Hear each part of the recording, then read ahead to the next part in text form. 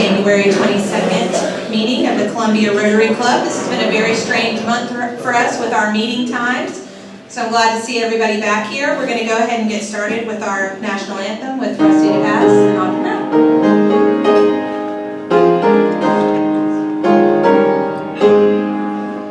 Oh, say, can you see by the dawn's early light what so proudly we hailed at the twilight's last gleaming, whose broad stripes and bright stars through the perilous fight o'er the ramparts we watched were so gallantly streaming, and the rocket's red glare, the bombs bursting in air, gave proof through the night that our flag was still there. Oh, say does that star-spangled banner yet wave o'er the land of the free and the home of the brave?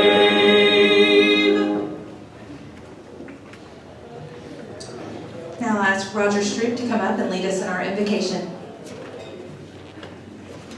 As I pray in my faith, I invite you to pray in yours, please. Heavenly Father, may those assembled here today enjoy the many offerings of Rotary. May we abide by the rules we have established, those of trust, fellowship, and ethics. And may we place service above self in our daily endeavors.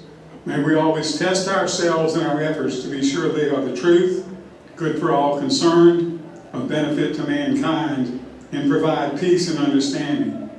We ask that you bless this food to the nourishment of our bodies and us to thy service. In thy holy name we pray. Amen. Thank you, Roger.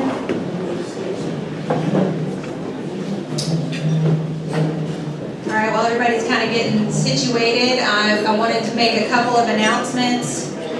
Board members, we will finally have another meeting this coming Thursday, 8:30 at the Boy Scouts office. We haven't met since November, so we have a lot to discuss, so hopefully that's on your calendars. And also, April 23rd, all of you, please put that on your calendar. That is going to be our annual golf tournament, and we're hoping for lots of participation from everybody here in the room. So pull out your phones, put it on your calendar, save the date. We'll have more information coming on that soon. I'm going to ask Don Mobley to come up here. He's been greeting everybody this month. Come on up and welcome visiting Rotarians and guests.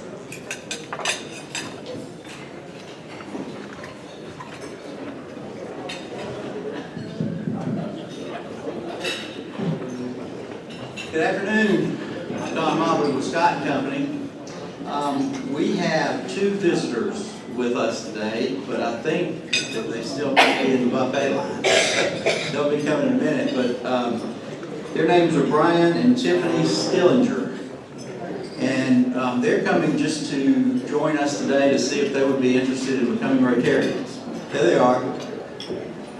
Everybody give them a hand. Brian and Tiffany Stillinger.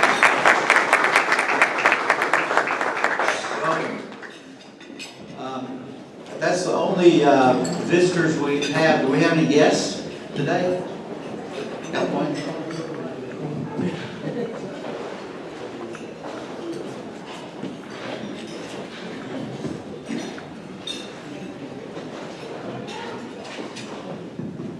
Thank you, Richard. I'm Lane Ligon, and I have as my guest today David Parker. David had a long and illustrious career in Colonial Life, and many of you know him from that venue. He also has most recently been working at Presbyterian College and on the Presbyterian College Board of Trustees. He's my guest today. Please welcome David Parker.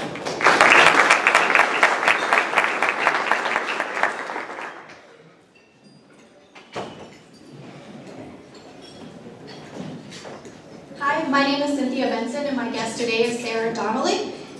She's with Mini Auto Repair, and they are the first female-owned and operated auto repair shop in Columbia. Please follow them on Facebook because they have free classes like how to change a tire and how to change your oil, and it's a great benefit for us younger generations, so please make sure you send your kids. Thanks.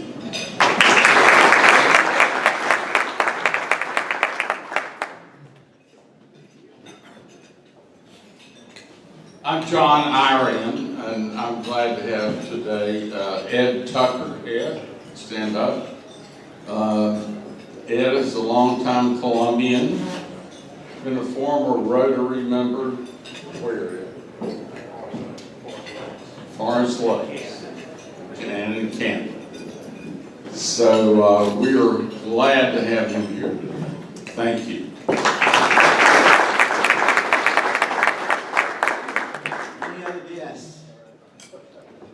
No more? Great. Well, everybody welcome and have a great lunch and a great afternoon. All right, welcome everybody. Glad to have our visitors here. Glad to have so many guests here today. Glad to have a full room. It's wonderful. We've got some Paul Harris presentations, so I'm going to go ahead and get Past President Robin to come on up here and recognize our Paul Harris.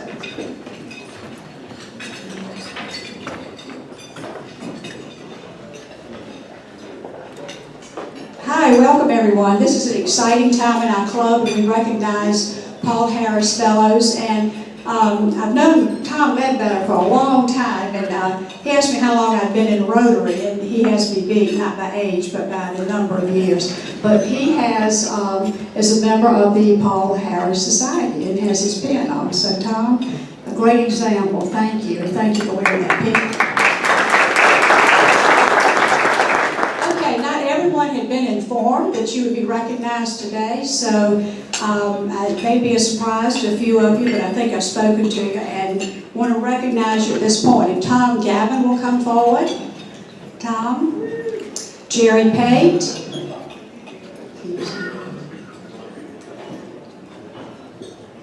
Stephen Creech. And Doug Cochran.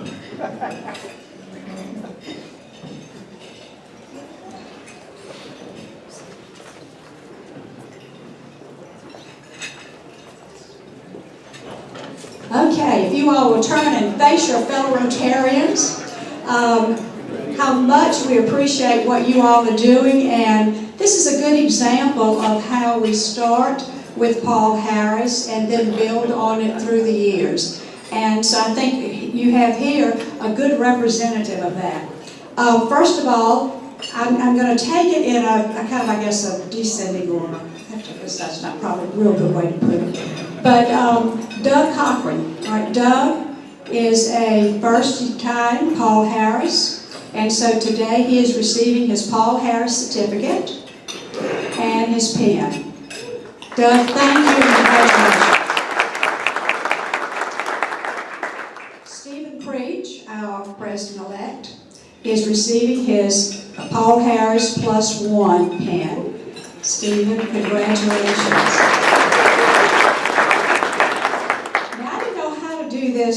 These next two. As far as presenting one before the other. So I could do it alphabetically, or I could do it from the part of the state. Well, what I chose is to do... based on height. Well, it's just such a toss-up. When I give you these two gentlemen, they're, hey, you're from the PD area, for heaven's sakes, you are a gentleman. But Tom and his daughter, Meredith, here in Rotary together, and I was trying to think of something really special about each one of them. There are many things special. Tom and has a daughter here at Rotary, and Jerry, as I said, I did not know this until somewhere along the line. He is from Sherrall, from the good old PD area, and yeah, and so that's I guess Woody with the goodies, that sort of from the PD area. So anyway, to let you all know that both of these gentlemen are Paul Harris plus 7. Congratulations.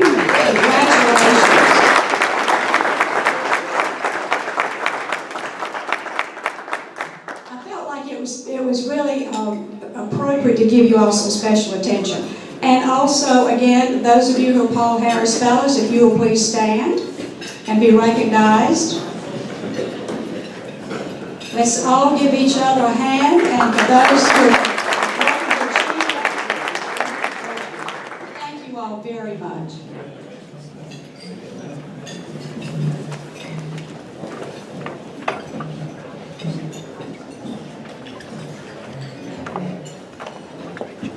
Congratulations to all of you, and it's nice to see so many of you stand up and be recognized. It's really important that we all support the foundation, and I think we've done a good job.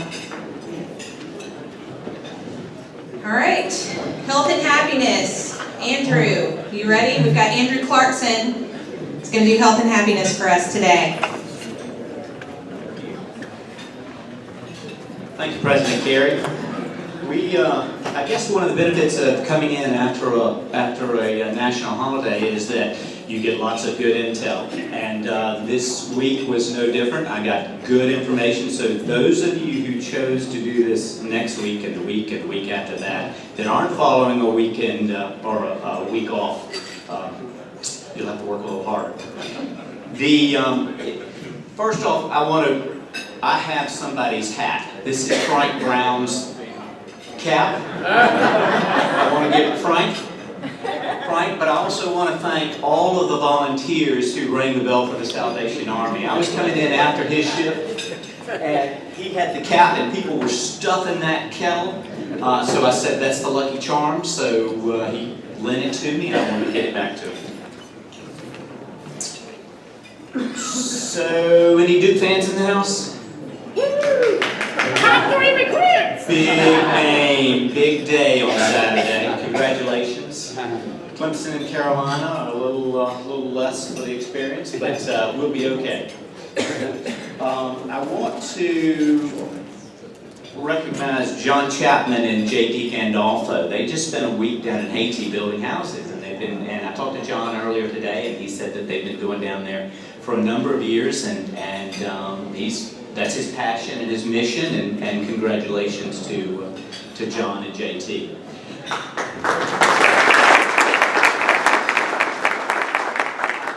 I also understand that John Johnson is on a mission trip to Lebanon right now, so we wish him luck and good fortune with that as well. So, thank you, John.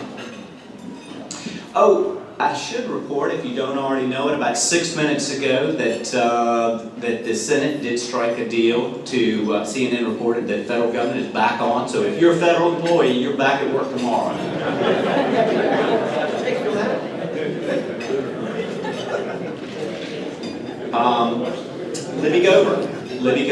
Libby Gober has how many days? 9 days left. Count them. She's on one hand. Two hands. One hand next week, right? Yes. Okay. Louis Fawcett has a job change and promotion. He's now the president of the National Association for Nonprofit Organizations and Executives. Louis will be working with nonprofit leaders across the country to change and save lives. Thank you, Louis.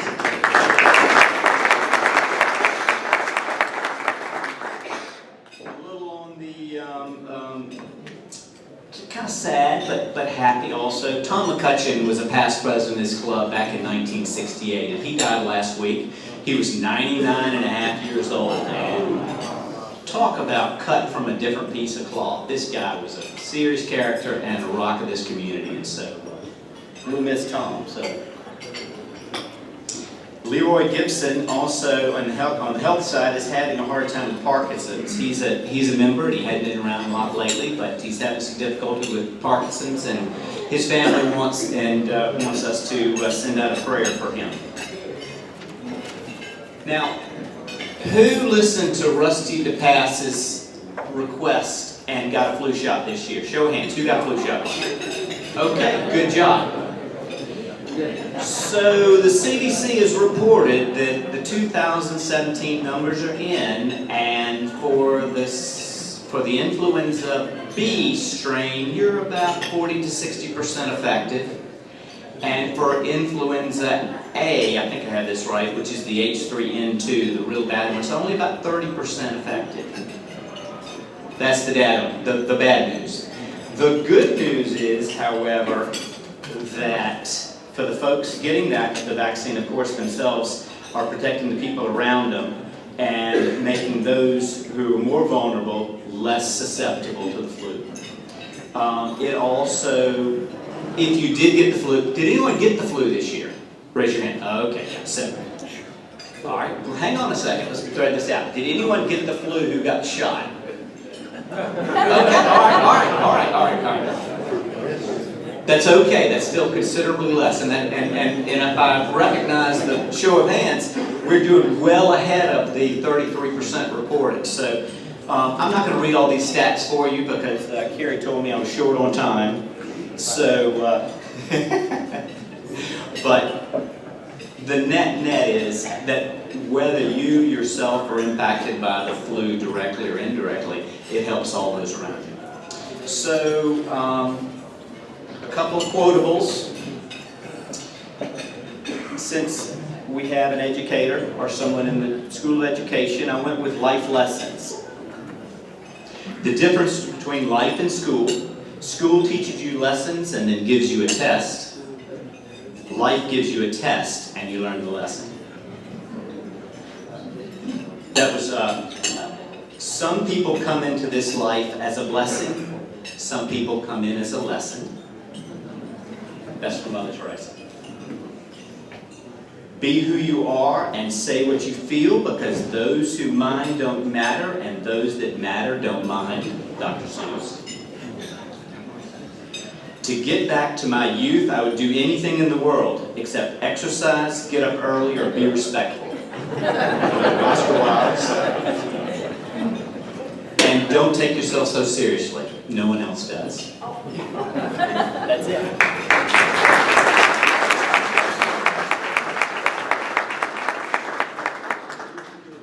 I think I just saw John Bakis come in. Did I just see John Bakis come in? Yeah, I have to make the trip to the dessert table. Okay. Can you come up here for just come up here? You know, because you're walking in late and you missed your big Paul Harris presentation. So, and Robin's already gone. So here is your Paul Harris 7 plus 4. 1 plus 4. Is that a 1? Okay.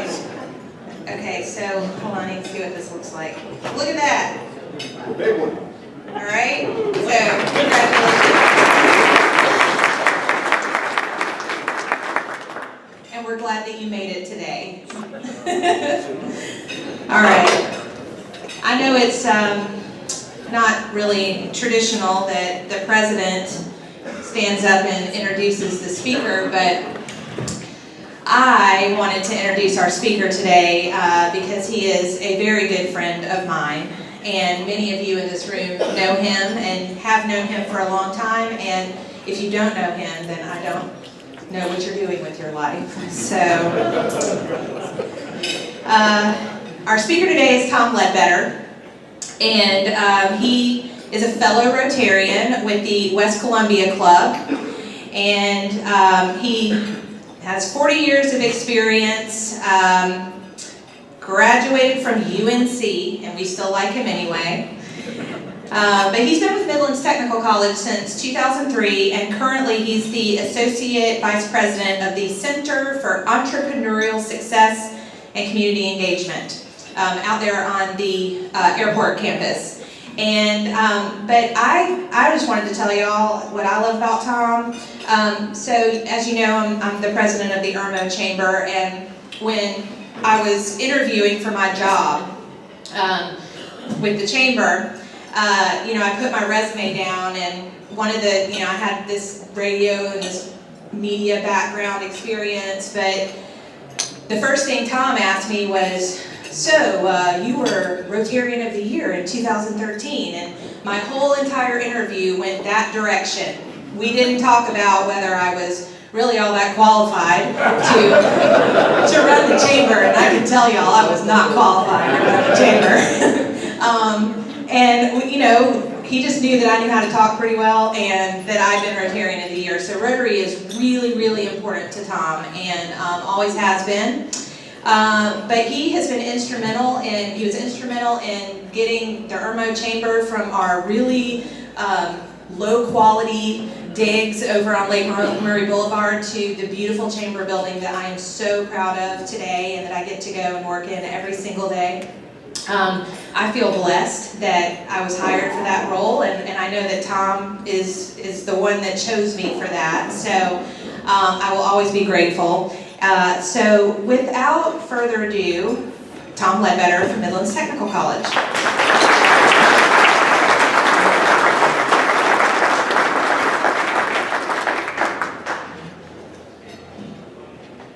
Good afternoon, and thank you for the opportunity to be here today. The subject I'll talk about this afternoon is something dear to my heart, but let me make sure that you understand the process that got me here.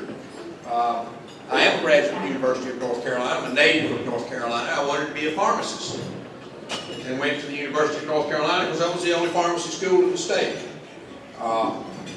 I tangled with organic and inorganic chemistry and decided I needed to make a career change. And my career change was out of that and into business, and I found out I didn't like accounting. Dr. Raines, I didn't like accounting, but I ended up having to work with it and got familiar enough with it. Ended up 16 hours of accounting while I was at Chapel Hill, but I majored in economics. And I got out, many of you will remember this, I got out of school in 1973, right in the middle of President Nixon's wage and price controls. Anybody remember that?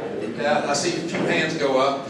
And I was hired specifically to manage the revenue cost numbers for the company that I was working for. And at that point in time, I became what I would call today a business person. And that business career started with the company in North Carolina in 1988. I'm actually 2 weeks away from 30 years ago, moved here from North Carolina. I started at Pirelli over in Lexington in February of 1988 as the plant manager. And South Carolina, in general, Columbia, Lexington has been very good to me. It's during that time that I became a Rotarian. I was a Rotarian in 1989 in the Lexington Rotary Club. Remember Virgil Lindler? Anybody ever visit over there? Okay. We were famous for a lot of the wrong reasons at that time. But and I was also a member of the Rotary Club of Siler City, North Carolina. And there's two things, actually three things that Siler City in North Carolina is famous for. Number one is that's where Aunt B is from. Okay? I mean, that is her hometown, is Siler City, North Carolina. Number two has to do with Andy Griffith's show also. That's where the twins were from. They used to, not the twins, the girls that were from Siler City used to chase Andy and Barney all the time. And number three, David Duke announced his run for presidency in Siler City while I was there. But I was a member of the club, and that was in the year 2000, and they were celebrating their 75th year as a Rotary Club, and the Chatham County Hospital there in Siler City, just about every room in that hospital had a plaque outside the door, equipment donated by the Rotary Club of Siler City. So they were doing great things in their community, just as we do as Rotarians in the communities that we represent. My career actually got started with something that my old maid English teacher, who tricked me into taking public speaking when I was a senior in high school.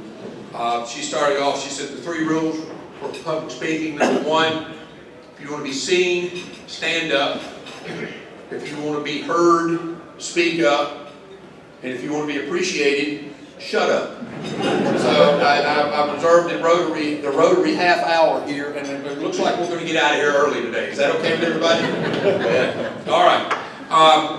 But I went through manufacturing, and in 2003 had the opportunity to move back from North Carolina. I had moved to North Carolina in 2001 as an officer in a technology startup at RTP, And I had the opportunity to come back down here working for Dr. Russell at Midlands Technical College and Dr. Raines, who at that time was our Chief Business Officer, in what we called a greenfield operation for Midlands Tech. And I had built 2 different plants in the manufacturing arena in my career, which were called greenfield exercises. And you start from the dirt and you build the plant and you hire the employees, you do everything else.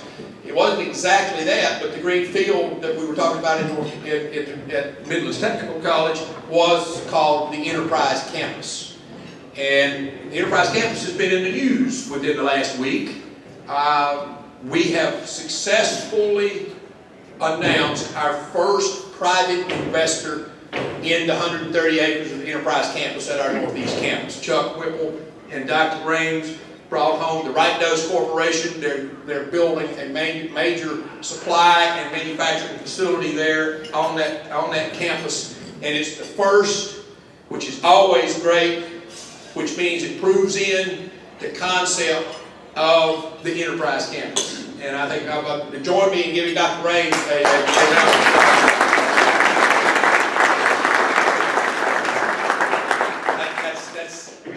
I still get goosebumps thinking about that and what is going to happen from here on out.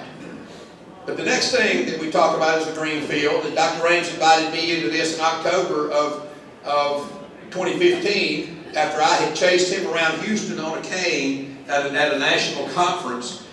He said, I want you to undertake the opportunity to build Midlands Technical College into an entrepreneurial center of excellence, an entrepreneurial force in our community that we serve, and communities that we serve. So my current greenfield effort right now is called the Center of Entrepreneurial Success. I look at it and say to myself, you know, if I say entrepreneurship, most people in the room, most of you are going to start letting the food take over and you're going to take a nap for the next 10 minutes or so.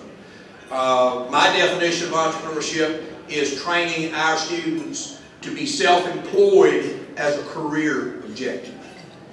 Many of us have been self-employed in our career, and it really wasn't our choice that we became self-employed. But here at Midlands Technical College, we have the opportunity to influence 15,000, 16,000 students annually.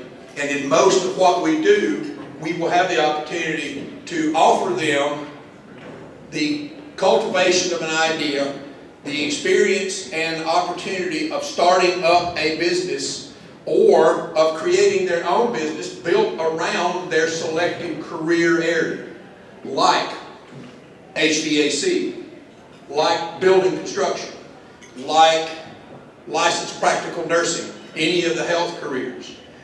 Many of you might be familiar with a concept called the gig economy. And this is something that we're seeing right now, particularly in the workplace.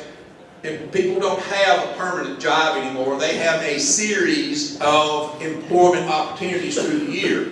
And they move from employment opportunity to employment opportunity, typically as a 1099 contract employee. And this is why it's called the gig economy. When I look at the students that are in our automotive program, when I look at students that are in our HVAC program, and this is low-hanging fruit. You know, when I look at students who really don't know what they'd like to do, but they will admit to you, I'd really like to be in business for myself. You know, I'd like to start my own business. Then we've got the crop, we've got the incentive that we need and find necessary to work with these students. It also ties in very closely to the strategic plan at Midlands Technical College. We're finishing up the second year of a 2-year strategic plan. And when I was in business, strategic plans were 3 to 5 years. And the practice was you do one, say, great, this is wonderful, pat yourself on the back, and then throw that in the desk drawer and bring it out in another 3 years and redo it. We've taken a different tack at Midlands Technical College.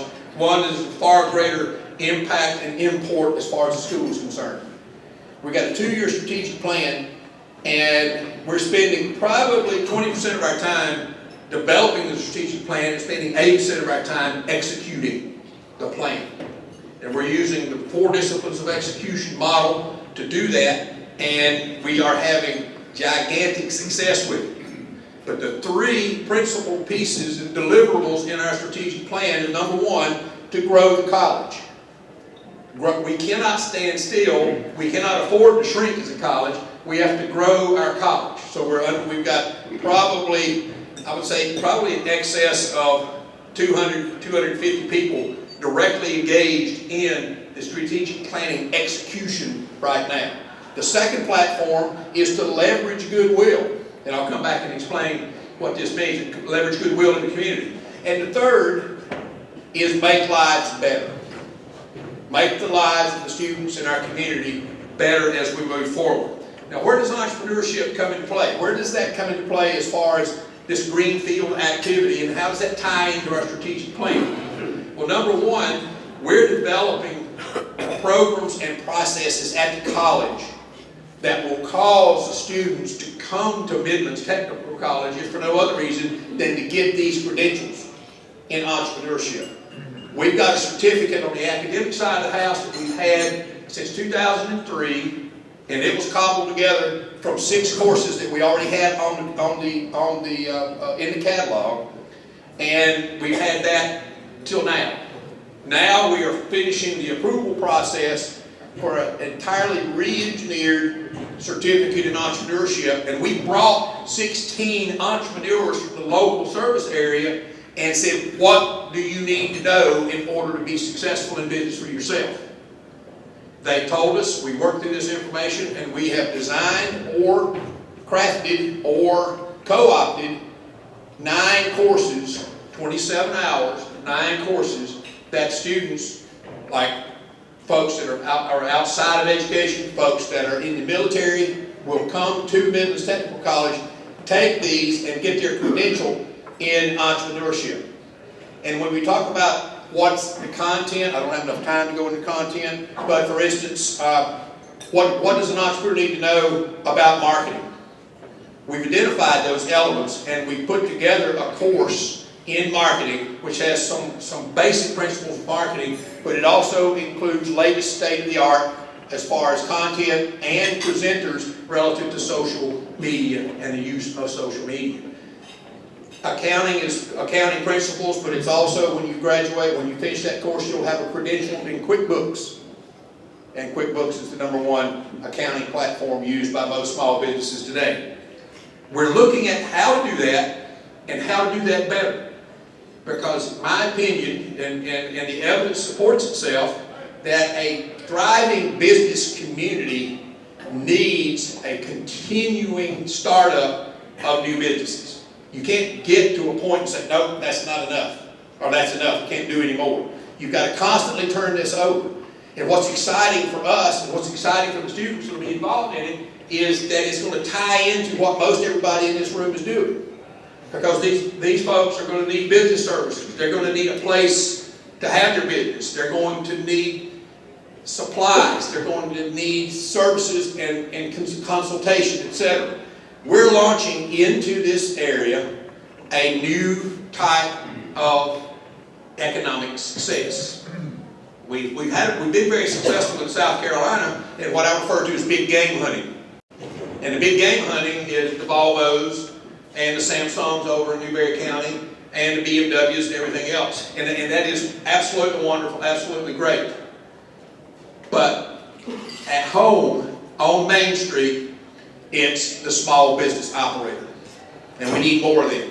And we need to ensure that these operators and these business owners get into business for themselves and have the tools necessary to know when to jerk and move and switch and veer towards new opportunity as far as their business is concerned.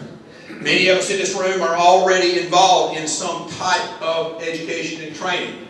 Like Jim with what you do, and the activities associated with this program. But we will grow the college by bringing students into this program. We will grow the college because these students will get out and they will become successful. We will leverage goodwill. One of the first students to graduate from Midlands Technical College and go to the USC Technology Incubator, there was a young man by the name of Stephen R. And Stephen was the first Midlands Tech graduate at the incubator. He was the first member of the incubator to hit $1 million in revenue while he was there, and to date, while he was there, he set revenue records for the incubator. Well, a year ago at Christmas, somebody made him an offer for his business that he could not refuse. And he sold his business over Christmas, and in January he calls me and he says, what's your mailing address over there? I'm writing you a check. And I said, a check? For what? And he said, and he told me what was going on. And I said, well, you don't want to write me a check. You want to get in touch with Jack or Tom. You want to write the foundation a check, if that's what you want to do.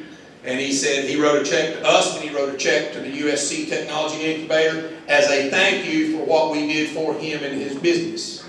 That is leveraging the goodwill. That is turning it back to us. I call it pay it forward. I want to have successful students in successful businesses graduating from Midlands Technical College that can help us pay forward this new avenue of economic development and make lives better. How many of you in here are in business for yourself, sole proprietor, etc.? Let's see hands. Does being in business for yourself make your life better? Yes. Sometimes. On the good days, right? But the idea here is that we enrich the community and we make lives better. We make lives more functional because we greatly increase the variety of economic vitality that's in this community. And that means more revenue flowing into the community. That means more deposits being made at banks. That means more loans being taken out to build new facilities and provide new services. It is a major economic instigator for growth as far as the economy is concerned, and everybody that touches it can potentially have their lives made better. So it strategically plays into where we're going as far as the college. What we offer at Midlands Technical College, we offer access. We offer access to expertise. We offer access to mentors. We offer access to speakers. We offer access to coaching. We offer access to you as a business professional and what you want to do. And we invite you as business professionals to be a part of what it is that we're attempting to do at Midlands Technical College, which is generate a new generation of business owners and successful business owners. We need you as coaches. We need you as mentors. Yes, Tom, there's a reason, there's still a continuing reason for having the old white-headed people around like me and you. All right, so we just keep going. But I finish with an estimate of the demographics associated with what we're doing. I'm a boomer. Boomers born between 46 and 64. Generation X was born between 65 and 80, 81. Generation Y was born between 81 to 95. Generation Z, 95 to 2010. And I presented to a Rotary Club a couple of weeks ago, and there was actually a Gen Zer in the audience. A 22-year-old young lady was a member of a Rotary Club, which to me is fantastic. And then you've got Generation Alpha. They go X, Y, Z, and then they got to go Alpha after that. We'll just start the alphabet over again. But as we move forward economically in this country, I constantly, politics aside, I have great faith not only in the economy of the United States, but in the small business economy in the United States, and the ability of these entrepreneurs, self-employed people to make things happen as they need to have happen. And there's no better crown that we in Columbia could have as to be known as not just a capital city, not just as a center of government, but as top of mind for entrepreneurial and small business success in the state of South Carolina. And that's what I want to strive after. But I'm looking at the generations, and I'm looking at boomers, and then Gen X, which is actually smaller than the boomer generation. And then you got Gen Y, which is the largest generation in the history of the United States. And then you got Gen Z, and the Gen Zers are just now starting to graduate from college. You know, they're getting out there. But the combination of Generation Y and Generation Z is two very large demographic profiles of citizens of the United States. Gen Alpha is just now starting into elementary school. The oldest members of that group are 6 or 7 years old. Perilous prognostication on my part. By the time these folks get out of school and get into the job market, there may not be any jobs for them. And that's coming from a lot of different directions, Automation is one element. Just the size and the demographics that we're dealing with are two large elements. And then this generation is already showing tendencies for entrepreneurial slant. So we need to get ready to cultivate these folks and cultivate them into a successful environment. And there should be no more successful opportunity environment for a startup business or for somebody who wants to go into business for himself other than Columbia, South Carolina. And Midlands Technical College, me, Dr. Raines, the staff, the faculty, the students, and all the expertise that we have, we invite you into this opportunity to help us grow the next generation of successful small business owners here in Columbia. And for that, you're invited, and for the time today, I thank you for your time and attention. Thank you very much. Anybody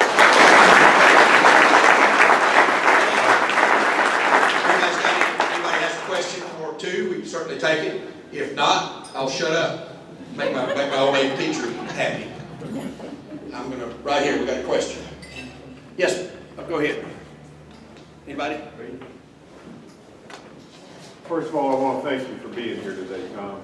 And if people haven't picked up on it yet, this man is a real dedicated Rotarian, seriously dedicated. And I thank you on both counts for being such a great Rotarian and being here.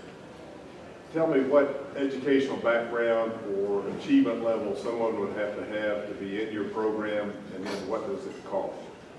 There's two avenues there. Actually, a couple of avenues. One would be as a student. Okay, as a student, you would come to Midlands Technical College. You'd be pursuing a degree or credential, and this would be part of what these would be courses that you pay for as part of that program. We do not have a business degree. We have a management and marketing degree and an accounting degree. But in order to get either one of those, you have to take 5 of the proposed 9 courses anyway. So you pick up 4 of the courses as an elective.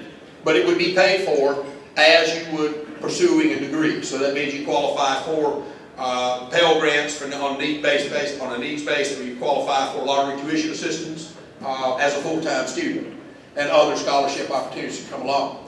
On the corporate and continuing education side of the house, which might be what many of you have experienced with Midlands Technical College, Dr. Mary Kirk and her group, we're in our 13th or 14th year of offering the Fast Track Entrepreneurial Training Program that was developed by the Kauffman Foundation in Kansas City. Any of you listen to NPR, you'll hear Kauffman advertising quite a bit. In fact, we just started last week our 11th annual version of this in combination with the Office of Business Opportunity with the City of Columbia. Out of that program, we have a graduate here, at least 1 or 2 graduates in the room. We have over 600 graduates here in the community have come through that same training. And as we move this forward, we have the flexibility to be very creative as to how we respond to the opportunities that come up. So I've got an academic solution, we've got a corporate continuing education solution, and then we've got an eye on the change necessary in order to make everything happen. Now, to be a student at Midlands Technical College, we are an open door institution. I don't know how many of you know that. We are an open door institution, which means we say no to no one. We will test you and qualify you as to where you should be if you're pursuing an academic degree. But as an open door institution, that's sometimes referred to as the open door of democracy in the United States, or the last opportunity for many folks to enter and get a college education. So we're very proud of what we do here in the community college system in general in the United States, but also specifically here in the Midlands area. Excuse me. As we move that forward, we have the opportunity to partner with a plethora of organizations in the state that can help budding business people go to the next step. John Iron's group can take an existing business and move them to the next level, particularly the strength area of manufacturing and working there. But we've got a network of opportunity here that we might be the entry point for on some of the opportunities, on others we might be a provider of services for that same opportunity. Yes, John? Just wondering how you pull the 16 technical colleges together to amplify the effect in the state. Well, I wonder about that too. I know you did. Don, you know better than that. That is a hard question to answer. But the technical colleges in the system, there's at least 3 or 4 that are actively engaged in a version of what we're doing right now. Some only academic, some a combination of academic and corporate and continuing education. At the same time, you never give up. I mean, you're always pushing to make that happen. Always pushing. Yes, sir. Yes, sir. I've been really impressed with what the technical college system has done in South Carolina. And my question is, are other technical college systems in other states as successful as ours? Because I know that in terms of job readiness, they're probably way and above our major state universities. Well, from a job readiness standpoint, you're absolutely correct. In fact, the combination of our economic development practices in the state and this technical college system and Ready SC, which is a part of that, and our Department of Commerce has South Carolina finally referred to as the beast from the east from an economic development standpoint. Yeah. And how do we compare with everyone else? I think we compare very favorably with everyone else. But I tell you, the price of admission in big game hunting is getting extraordinary. Extraordinary. They announced last week the location of Huntsville, Alabama. Yes, of the Toyota Mazda electric vehicle plant. That was a $1.5 billion investment, and the incentive package was $1.6 billion. Billion dollars. That was offered by the state of North Carolina. The state of North Carolina got told no. All right, because primarily they did not have the supply infrastructure necessary to be successful. There's a chip plant being built in the United States. I think it went to Wisconsin, John. I think that's where it went. It's a $10 billion investment. I think Dr. Range, you know, the president from the local community college up there. The incentive packages to get that into Wisconsin was $2.5 billion. That's incentive package. Okay? That's the incentive. And, you know, when you start looking at that, yeah, I want to play in that game, but I don't have enough money. All right? So what can we do? As a state, how do we do it? My proposition is that we're looking at it right now from this entrepreneurial standpoint, from small business generation. You know, and I didn't used to think this way because I'm a certified economic developer in the state of South Carolina, and we're trained big game hunters. But I'm sitting right now, I would rather have 50 small businesses with 10 employees each than one plant with 500 employees. Okay? Typically, you don't have to put in infrastructure, you don't have to put in roads, you don't have to put in anything else. You just have to supply the market and the tools necessary for them to be successful. Now, I probably just made enemies at the South Carolina Department of Commerce and here at Central SC, but there's a place for everything and everything in its place from an economic development standpoint. And we cannot be successful if we overlook small business development in this area. Yes? How does the failure of the nuclear plant up the road here affect you, or how do you affect it? What would the dynamic be there, if any at all? I'm wandering out of my area of expertise there. Dr. Rain said, yes, you are. Yes, you are. Okay.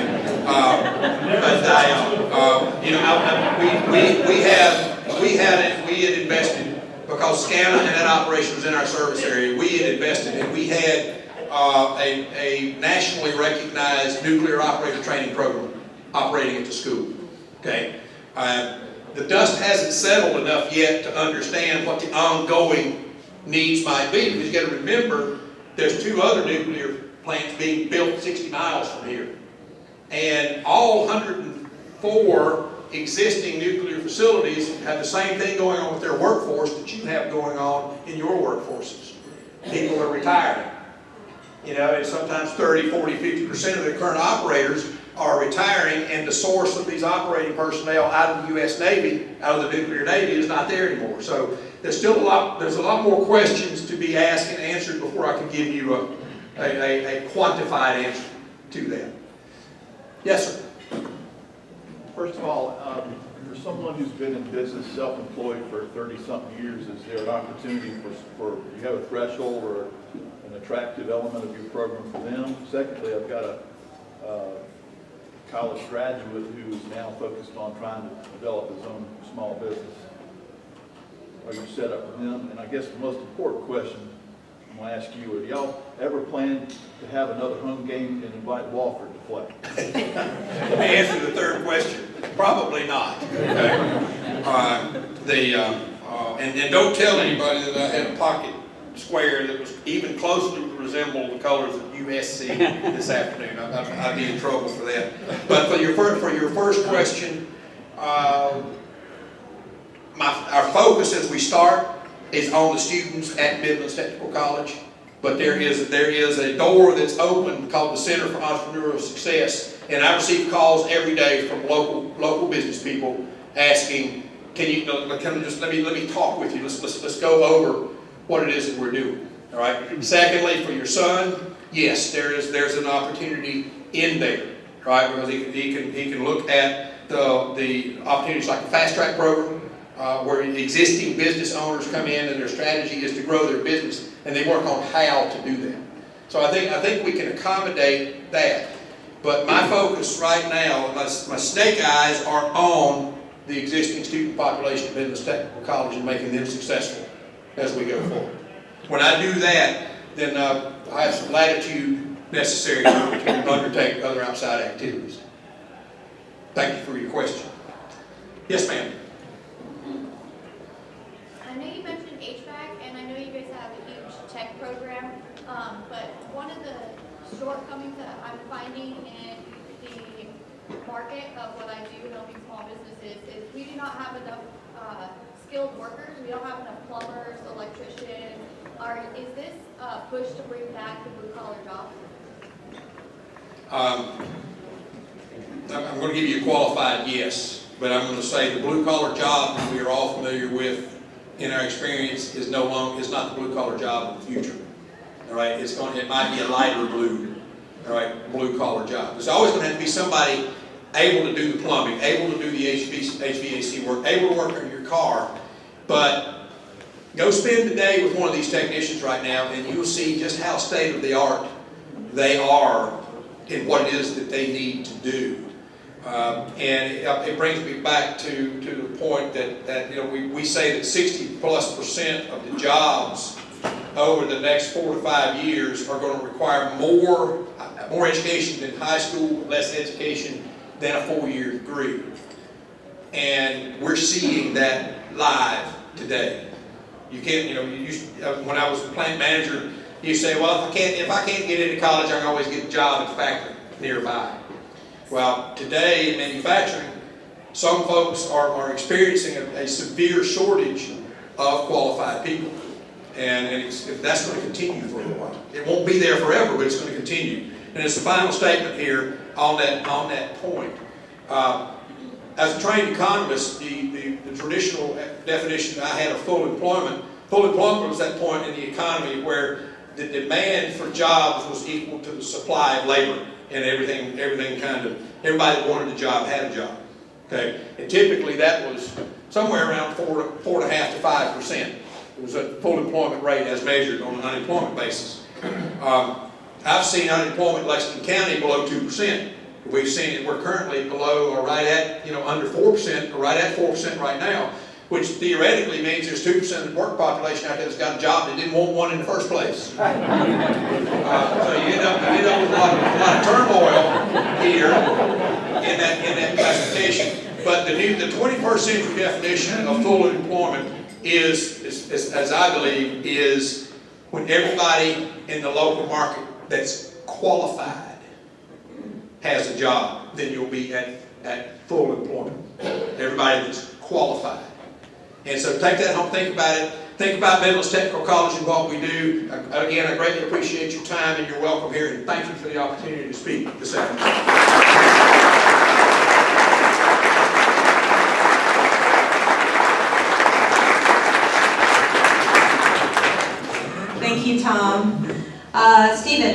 going to tell us who we've got on tap next week? Next week, we're having Bill McCrary come. Bill is the CEO of Strategic Partner, which is a Sandler training company. I think many of you are familiar with, so he's got a good program lined up. And come next week and bring guests. Thank you. All right. And with that, Rusty, we're going to go ahead and end with song.